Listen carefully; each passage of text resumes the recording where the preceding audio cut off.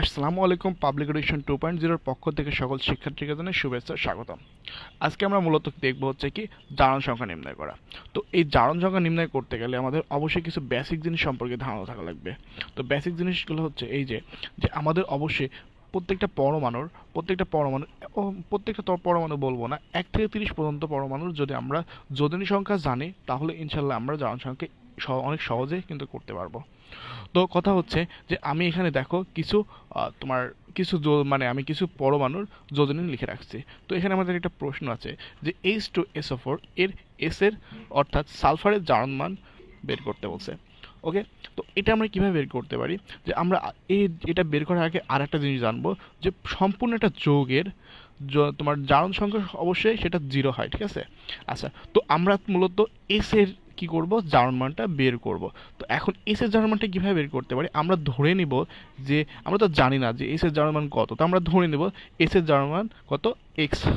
ওকে, মানে এক কথায় যে আমরা মনে করি যে সালফারের জারণ মান এক্স, অর্থাৎ আমরা এই যৌগটা পুনরায় এখানে তুলব কি, যে H2SO4 এই টোটাল যৌগটা জারণ মান 0। ওকে, এখন দেখো এখানে এই যে হাইড্রোজেন আছে, এই হাইড্রোজেনের জারণ মানটা কত? এই হাইড্রোজেনের জারণ মানটা আমরা মূলত ধারণা পাবো হলো কি হাইড্রোজেনের যোজনের উপর ভিত্তি করে। দেখো হাইড্রোজেনের যোজনী কত আছে, 1, অর্থাৎ হাইড্রোজেনের নিচে কি আছে, 2, আমরা কি দেবো, গুণ 2। এবার দেখো এখানে আমরা কি করব, প্লাস। এখন সালফারের জারণ মান কত আছে? আমরা ধরে নিয়েছিলাম যে সালফারের জারণ মান কত, এক্স, অর্থাৎ এখানে সালফারের জারণ মান হবে এক্স। এখন দেখো এখানে আমাদের আছে কি, প্লাস। এবার এখানে আমাদের কি আছে, অক্সিজেনের আসলে জারণ মানটা কত হবে? আমরা এখানে লিখে রাখছি যে অক্সিজেনের জারণ মান বা অক্সিজেনের যোজনীটা কত হবে, -2, অর্থাৎ এখানে -2 গুণ কি দেবো আমরা এখানে, 4, যেহেতু নিচে 4 আছে তার জন্য 4 দিলাম। এবার আমরা এটা ব্র্যাকেটে লিখে দিই। এবার আমরা জানি যেটা কি সমান টোটাল 0। এখন দেখো আমরা এখানে বীজগণিত উপায়ে কি করব, এক্স এর মানটা বের করব।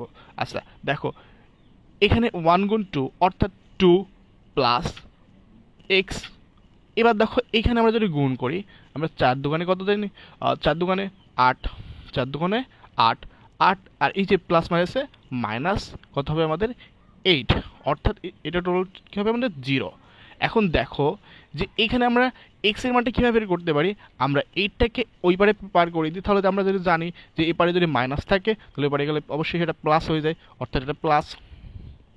এবার দেখো যে এইখানে আমাদের সাথে আর একটা জিনিস যেটা ছিল, এটা কি আমাদের 2, তো 2টাকে যদি আমরা ওই পারে পার করে দিই তাহলে কত হচ্ছে, দেখো আমাদের এখানে টোটাল সমান কি হচ্ছে, এটা থেকে মাইনাস করলে কত পাবো আমরা, এটা থেকে টোটাল আমরা যদি মাইনাস করি তাহলে দেখবো যে এখানে কত হচ্ছে, যে তোমার বিয়োগ করলে কত হয়, 6, অর্থাৎ এক্স এর মানটা কত বের হলো, 6।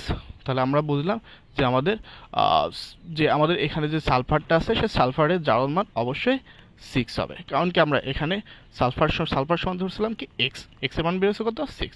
আশা করি তোমরা অনেকে সকলেই বুঝতে পারছো বিষয়টা। তো আমাদের এরকম আরও ভিডিও পেতে অবশ্যই আমাদের চ্যানেলটাকে সাবস্ক্রাইব করবে এবং আমাদের পেজটাকে ফলো করে রাখবে যারা ফেসবুক থেকে দেখতেছো।